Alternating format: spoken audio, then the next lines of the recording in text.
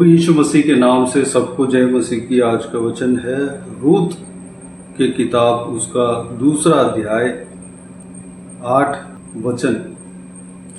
तब बोअज ने रूत से कहा, ये मेरी बेटी, क्या तू सुनती है?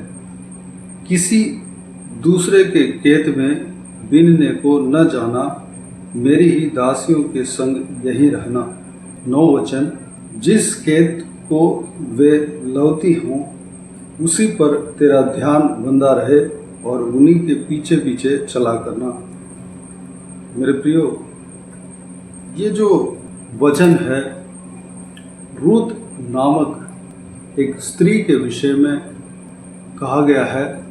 रूत नामक एक स्त्री के जिंदगी यहाँ पर लिखा हुआ है। रूत कौन है? रूत एक मोआबिन स्त्री थी, जिससे यहूदा गोत्र के एक व्यक्ति से शादी ब्याह हुआ। उसका पति मर गया था, लेकिन वह अपने सासू माँ के साथ बेतलेहम में रह गई थी। उनके सासू माँ भी यहूदीन थी। मोआबिन स्त्री रूत जो है, अपने कुटुंबियों को छोड़कर, अपने घरानों को छोड़कर, अपने सारे रीति रिवाज को छोड़कर, यहूदियों जो अपने पति का गोत्र, यहूदियों का जो परमेश्वर है, उनको अपनाया, अपने सास के साथ ही रह गया, परमेश्वर को अपना परमेश्वर माना। जो परमेश्वर के जो आज्ञा को मानने के लिए अब वो तैयार हुई, वो अपने सास से अलग ना हुआ। उनके विषय में यहाँ पर हम देखते हैं, एलीमेलेक नामक व्यक्ति यहूदा देश में अकाल पड़ने के वजह से, इस्राएल देश में अकाल पड़ने की वजह से वो मोआब देश में अपने पति और दोनों बच्चे के साथ जाकर बस गया। वहाँ पर एलीमेलेक मर गया था। उनका पत्नी का नाम जो है नहोमी था। उनके दोनों बेटों को वहीं पे मोआबिन स्त्रियों को अपने बच्चे से शादी कराया। शादी होने के बाद दोनों पुत्र जो है मर गए थे, ख़त्म हो गए थे। उनके बहू जो उनके नाम है, एक का नाम जो है ओरपा, दूसरे का नाम रूत था। बेतलेहम सारा अकाल खत्म हो चुका था। परमेश्वर ने उस देश को स्मरण किया और अन्न उपजाना शुरू कर दिया। इसलिए वो लोग नहोमी और दोनों बहुएं मोआब देश से बेतलेहम की ओर जा रहे थे। जाते समय नहोमी ने कहा, दोनों बहुओं से कहा कि बेटियों, आप लोग अपने घर चले जाओ, मेरे साथ रहकर आप क्या करेंगे, दूसरा शादी कर लो। इस तरह कहकर उनको घर भेज दिया था। दोनों बहुएं मना तो कर रही थी, लेकिन पहली वाली बहू ओरपा जो है अपने सास माँ को चूमकर वह अपने घर चली गई, लेकिन रूत जो है नहीं गई, अपने सासू माँ के साथ आई।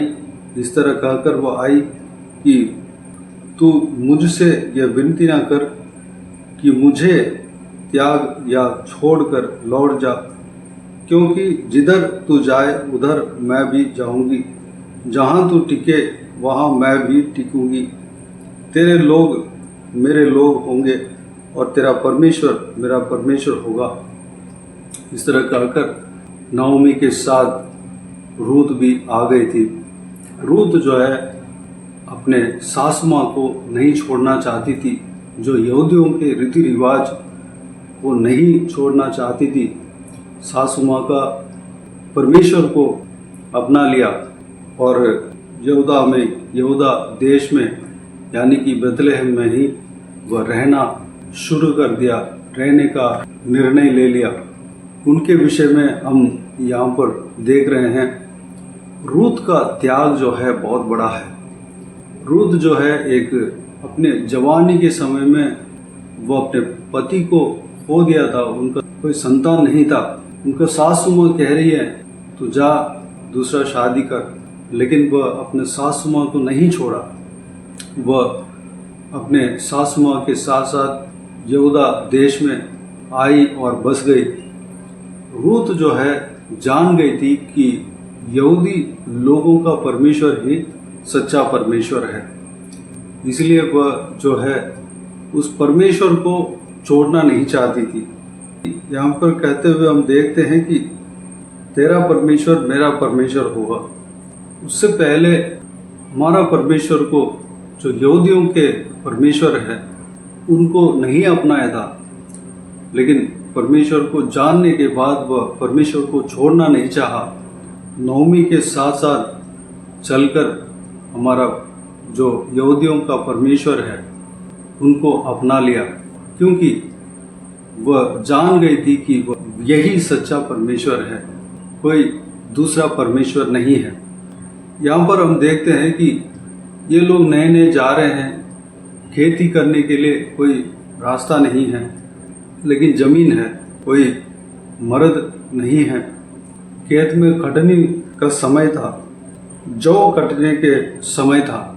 रूत जो है अपने लिए और अपने सासू माँ के लिए भोजन वस्तु के लिए कुछ बटोरना है, कुछ लेकर आना है, इसलिए अपने सासू माँ से इजाज़त मांगकर एक खेत में जा रही है और जाकर जो गेहूँ के फूलें जो गिरी रहती है उसको बटोरने के लिए वो जा रही है। उस संभव के विषय में हम देखने वाले हैं। वो खेत का मालिक जो है उसका नाम बोअज, वो भी नओमी के पति का कुटुंबियों में से एक था।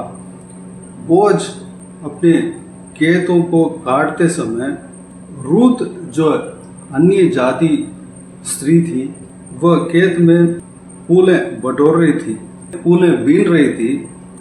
उसको देखकर कहा, हे मेरी बेटी, क्या तू सुनती है? किसी दूसरे के खेत में बीनने को न जा, मेरी ही दासियों के संग यहीं रहना। मेरे प्रियो, अन्य देश की स्त्री जो उस समय गरीब थी, वह आकर खेत में फूलें बीन रही थी। रूत जो है भोर से अब तक उस फूलों को बीनते हुए, यहाँ पर लिखा हुआ है, थोड़ी देर घर में जाकर दोबारा वापस आ गई थी और फूलें बीनना शुरू कर दी थी। पहली बात जो है, यहूदियों के देश में इजरायलियों को परमेश्वर ने आज्ञा दिया कि गरीबों को मदद करना है। पहली बात जो है, परमेश्वर के आज्ञाओं में लिखा हुआ है कि अगर किसी खेत को काट रहे हैं तो कोने कोने तक पूरा नहीं काटना है, कुछ कुछ छोड़ देना है, ताकि कोई गरीब इंसान या परदेशी आकर उस फूलों को बटोर सके, वह अपना पेट को भर सके, उनके लिए कुछ मदद हो जाएगा। इसलिए परमेश्वर इजरायलियों को आज्ञा दिया। परमेश्वर का व्यवस्था में यह है कि खेत काटते समय बिल्कुल साफ नहीं कर देना, लोगों के लिए, गरीबों के लिए छोड़ देना है। अगर किसी जो दाख की बारी है, दाखों को जब बटोरते समय पूरी तरह नहीं बटोरना है, कुछ कुछ छोड़ देना है। इस विषय को हम लेवी व्यवस्था 19 अध्याय 9 और 10 वचन में हम देख सकते हैं। फिर जब तुम अपने देश के खेत काटो, तब अपने खेत के कोने कोने तक पूरा न काटना, और काटे हुए खेत की गिरी पड़ी बालों को न चुनना, और अपनी दाख की बारी का दाना दाना न तोड़ लेना, और अपनी दाख की बारी के जड़े हुए अंगूरों को न बटोरना। उन्हें दीन और परदेशी लोगों के लिए छोड़ देना। मैं तुम्हारा परमेश्वर यहोवा हूँ। मेरे प्रियो, यहोवा परमेश्वर जो है अपने लोगों को इस तरह गरीबों को मदद करने का जरिया बताया। अपने खेतों को पूरी तरह नहीं काटना है, कुछ कुछ छोड़ देना है, किनारा किनारा छोड़ देना है। दाख की बारी के झड़े हुए अंगूरों को नहीं बटोरना है, दाख की बारी का दाना दाना नहीं तोड़ लेना है। उसको परदेशियों के लिए छोड़ देना है। लोग गुजर रहे हैं, भूखा रहते हैं, वो तोड़कर खा पाएंगे। अगर बिल्कुल साफ अगर कर दिया तो वो भूखे रह जाएंगे। मेरे प्रियो, परमेश्वर जो है हर इंसान के प्रति दयालु है, चाहे इजरायली हो चाहे अन्य जन हो, किसी के ऊपर भी परमेश्वर दया यहाँ पर आप देख सकते हैं। एक व्यक्ति को परमेश्वर आशीष दे रहे हैं, जो परमेश्वर के जन है, परमेश्वर के लोग हैं, परमेश्वर से चुने गए हैं, उनको ज़रूर आशीष मिलेगा ही मिलेगा। साथ ही साथ जो अन्य जाति है, जो परदेशी है, वो जो रास्ते में यूं ही गुजर रहे हैं, उनके ऊपर भी परमेश्वर दया रखता है, उनके ऊपर भी परमेश्वर ध्यान रखता है। सब लोगों को परमेश्वर पालन पोषण करना चाहता है, सब लोगों को परमेश्वर ख्याल रखता है। मेरे प्रियो, यहाँ पर परमेश्वर का दया का गुण को हम देख सकते हैं। यहाँ रूत के जीवन में भी इस आज्ञा, जो लेवियों की किताब में जो परमेश्वर ने व्यवस्था दिया, आज्ञा दिया, उस आज्ञा के अनुसार होते हुए हम देख सकते हैं। बोअज जो है परमेश्वर के आज्ञा को पालन किया। रूत जो है अन्य देश मोआबिन स्त्री थी, लेकिन यहूदी देश में आकर, यहूदा में बेतलहम में आकर बस गई थी। वह खेत में फूलें बटोर रही थी, उसको छोड़ दिया, बल्कि वह जो है अपने सेवकों को कहता है कि ज़्यादा उसके लिए छोड़ देना, ताकि वह ज़्यादा बटोरने पाए। मेरे प्रियो, ये दया जो है हमारे अंदर आना चाहिए। अगर हम परमेश्वर से आशीष पा रहे हैं तो उस आशीष को हम पूरी तरह छटकर, सारे के सारे आशीषें हमें लेके इस्तेमाल नहीं करना है, बल्कि पूरे के पूरे आशीषों को हम इस्तेमाल कर सकते हैं, लेकिन उस आशीष के द्वारा लोगों को मदद मिलना चाहिए। हमारे ऊपर परमेश्वर जिस तरह दया दिखाया है, लोगों को हम भी दया दिखाना चाहिए। जिस तरह रूत के ऊपर बोअज दया दिखाया, बोअज ही नहीं, उस समय में सारा यहूदियों के लिए यह आज्ञा था कि गरीबों के लिए, परदेशियों के लिए अपने खेतों में कुछ कुछ छोड़ देना है। पूरे छटकर सारे के सारे बालें नहीं तोड़ देना है। पहले के ज़माने में लोग जो है खेती बाड़ी करते थे, उस काम के हिसाब से परमेश्वर ने कहा। आजकल जो है नौकरी करते हैं, कोई अम्मे से बिजनेस करते हैं, कोई भी काम करते हैं, कमाते हैं। परमेश्वर हमें कमाने के लिए जरिया दिया है, उसका जो फल जो है हमें पूरी तरीके से हमें छटकर सब कुछ हमें इस्तेमाल नहीं करना है, बल्कि कुछ कुछ गरीबों के लिए छोड़ देना है, परदेशियों के लिए छोड़ देना है, हमें मदद करना है, दया दिखाना है। परमेश्वर यही हमसे चाहता है। हमारे लिए जो भी आशीष दिया गया है वो परमेश्वर की ओर से ही दिया गया है। हम अपने भुजबल से हम कुछ नहीं पाया है। हम जो कुछ भी पा रहे हैं परमेश्वर की ओर से ही हम पा रहे हैं। परमेश्वर जैसे कहते हैं वैसे हमें करना है। परमेश्वर हमें मदद करने के लिए कहा तो हमें मदद कर लेना है। हम पूरी तरह जो परमेश्वर ने आशीष दिया है उसको पूरी तरह अपने लिए नहीं रख लेना है, बल्कि हमें दूसरों के लिए छोड़ देना है, दूसरों के लिए मदद करना है। अगर हम ऐसा करते हैं तो परमेश्वर हमारे आशीष को और बढ़ाएगा, हमारे कमाई को और बढ़ाएगा, हमारे जीवन में आशीष लाएगा। हम शांति से रह पाएंगे, हम सुकून से रह पाएंगे। ये काम जो है परमेश्वर के बाता हुआ काम है, लोगों को मदद करने का काम। परमेश्वर ने यह नहीं कहा कि केवल इजरायलियों के लिए ही तुम मदद करो, ऐसा नहीं कहा। लोगों को मदद करना, अन्य लोग, परदेशी लोग उस रास्ते से गुजरते हैं तो वो खा लेंगे। हमारे बीच में जो अन्य जाति भी हमारे दोस्त बनकर रह रहे होंगे, हमारे अगल बगल में अन्य रीति रिवाज को पालन करने वाले रह रहे होंगे, उनके लिए हमारे हाथों से कुछ मदद पहुंच सकता है। हम कुछ मदद कर देंगे तो परमेश्वर उस विषय को देख रहा है। परमेश्वर जो है सबका परमेश्वर है, सबका मालिक है।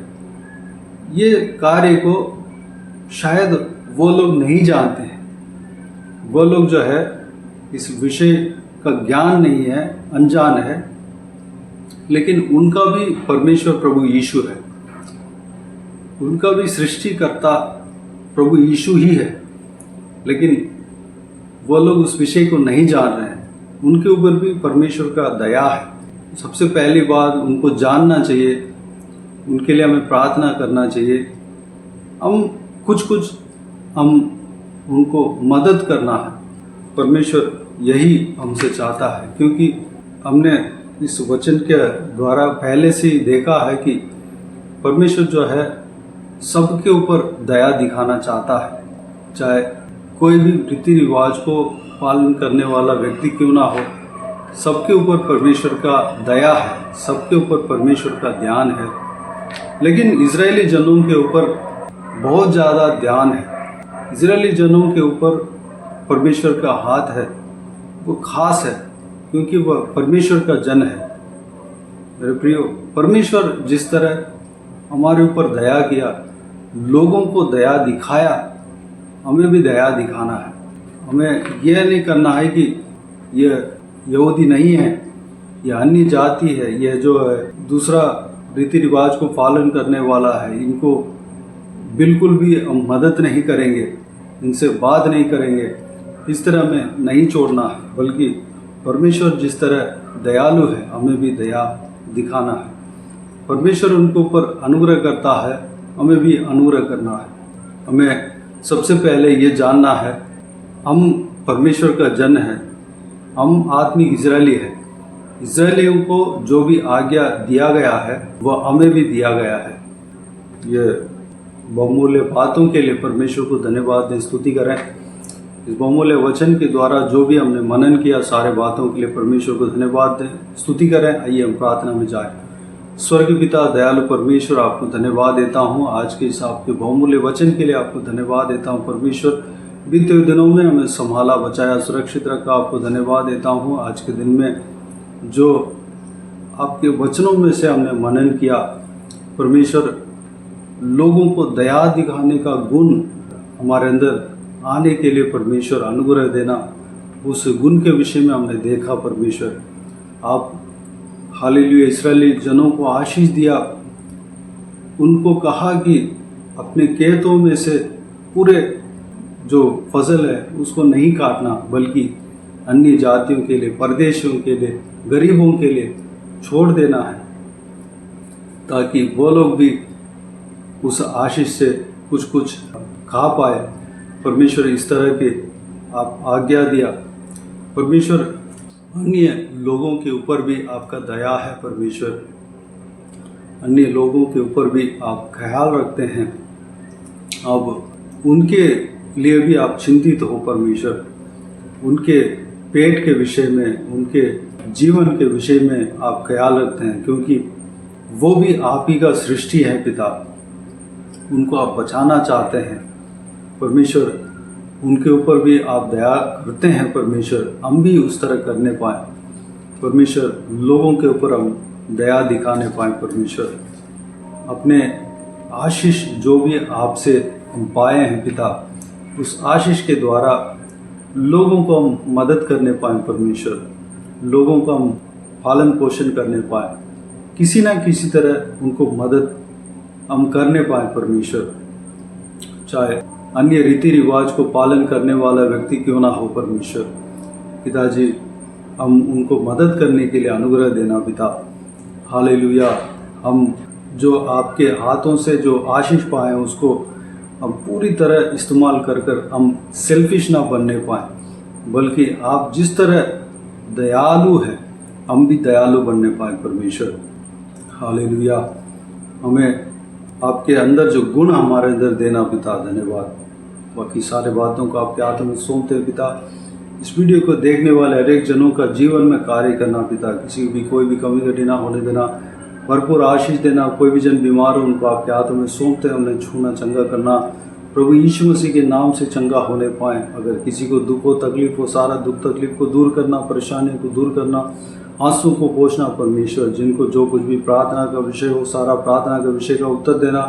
महिलाओं को आपके हाथों में सौंपते हैं, छोटे बच्चों को आपके हाथों में सौंपते हैं, बुजुर्ग व्यक्तियों को आपके हाथों में सौंपते हैं। हर एक के संग रहना, सुरक्षित रखना पिता। हर एक का काम में, नौकरी में, बिजनेस में, पढ़ाई में, जो कुछ भी काम कर रहे हैं सारा कामों में आशीष देना, तरक्की देना, सफलता देना, उन्नति देना। बाकी सारे बातों को आपके हाथों में सौंपते हैं। सारा आदर, महिमा, जलाल आपको मिलते रहे। सारा दुआ प्रार्थना को प्रभु यीशु मसीह के नाम से मांगते हैं, सुन और ग्रहण कर। आमीन आमीन। प्रभु यीशु मसीह के नाम से प्रभु यीशु मसीह का आशीष और अनुग्रह हम सभी के ऊपर बने रहे। आमीन आमीन। मेरे प्रियो, इस चैनल को सब्सक्राइब करें और शेयर करें। अगर किसी को भी प्रार्थना का विषय हो तो डिस्क्रिप्शन में दिए हुए नंबर पर कॉल करके प्रार्थना करा सकते हैं। हम आपके लिए प्रार्थना करेंगे। आप अपने व्यक्तिगत प्रार्थना में हमारे लिए प्रार्थना कीजिए। इस सेवकाई के लिए, इस सेवकाई का उन्नति के लिए, इस सेवकाई में जुड़े हुए हर एक जन के लिए, हर एक आत्मिक उन्नति के लिए, तरक्की के लिए, आत्मिक आशीष के लिए, संसारिक आशीष के लिए, पारिवारिक आशीष के लिए प्रार्थना करें। प्रभु यीशु आप सबको आशीष दे। इस सेवकाई के द्वारा परमेश्वर आपके जीवन में कार्य किया हो वो भी बता सकते हैं, ताकि हम सब मिलकर परमेश्वर को धन्यवाद दे सके, महिमा कर सके। प्रभु यीशु आप सबको आशीष दे। आमीन आमीन।